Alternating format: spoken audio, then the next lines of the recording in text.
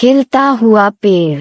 पहाड़ियों और विशाल हरे भरे खेतों से घिरे एक छोटे से गांव में 5 बहनें और उनका इकलौता भाई रहता था।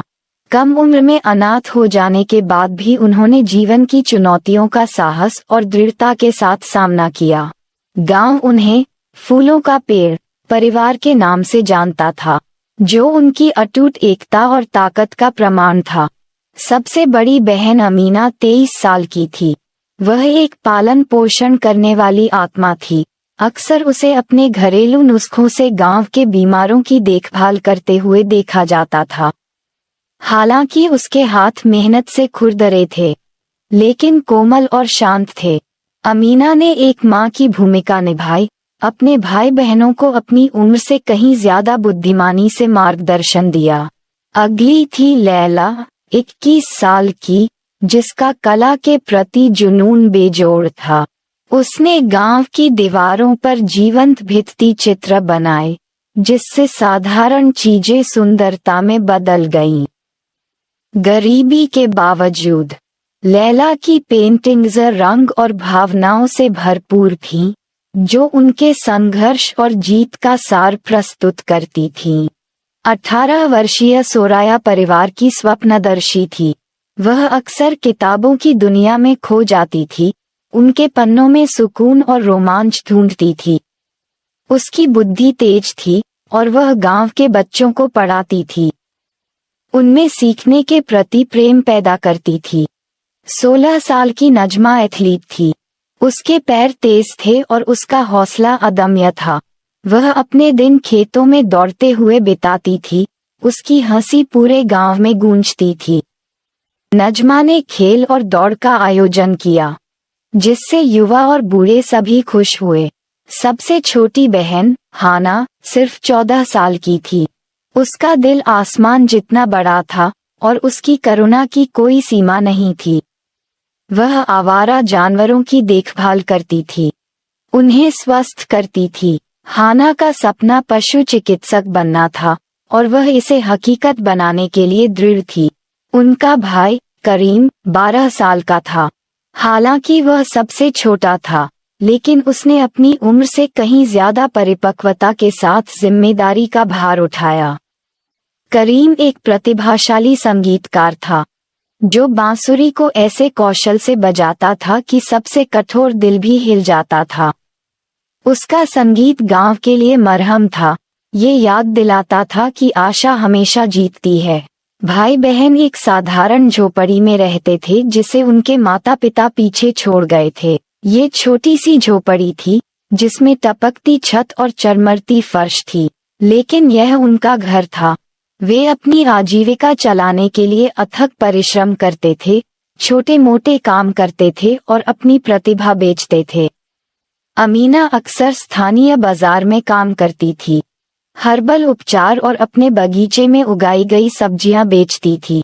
लैला ने ग्रामीणों के लिए चित्र बनाए, उनकी कला समुदाय के लिए गर्व का स्रोत थी। अपनी कठिनाइयों के बावजूद भाई बहन एक दूसरे की संगति में आनंद पाते थे।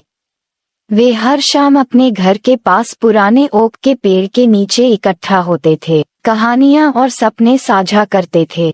करीम की बांसुरी रात भर गाती रहती थी, साथ में सोराया की कहानियां और नजमा की हंसी भी। एक गर्मियों में गांव में भयंकर सूखा पड़ा, खेत सूख गए थे और गांव वालों को पानी खोजने में संघर्ष करना पड़ा। भाई बहनों को पता था कि उन्हें अपने समुदाय की मदद के लिए तुरंत काम करना होगा। अमीना ने अपने भाई बहनों को एकजुट किया और समाधान खोजने का निश्चय किया।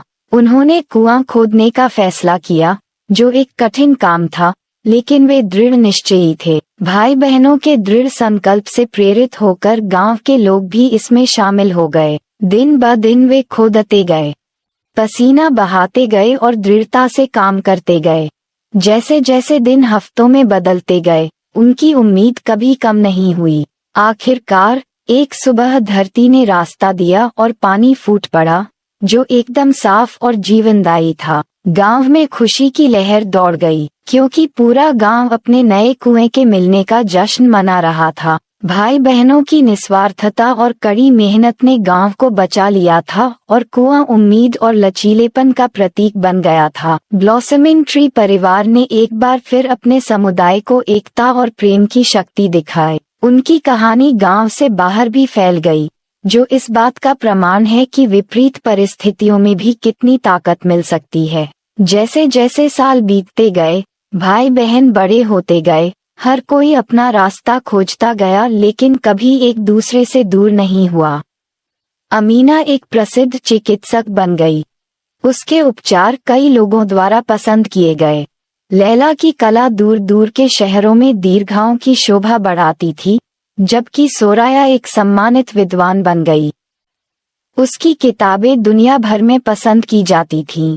नजमा ने एथलेटिक्स में भाग लिया, राष्ट्रीय प्रतियोगिताओं में अपने गांव का प्रतिनिधित्व किया। हाना ने पशु चिकित्सक बनने का अपना सपना पूरा किया। उसका क्लिनिक जरूरतमंद जानवरों से भरा हुआ था। करीम अपनी बांसुरी के साथ एक मशहूर संगीतकार बन गए। उनकी रचनाएं पूरे देश में लोगों के दिलों को छू गईं।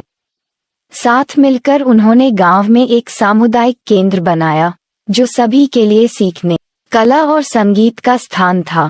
ब्लॉसमिंग ट्री परिवार अपने गांव में ही बसा रहा। उनका रिश्ता अटूट था। उनकी कहानी प्यार, दृढ़ता और इस अटूट विश्वास की कहानी थी कि साथ मिलकर वे किसी भी बाधा को पार कर सकते हैं। और इस प्रकार फूलों वाला पेड़ बढ़ता रहा। इसकी शाखाएं तारों तक पहुंचती रहीं। इसकी जड़ें उस गांव के हृदय में गहरी थीं जिसे वह अपना घर कहता था।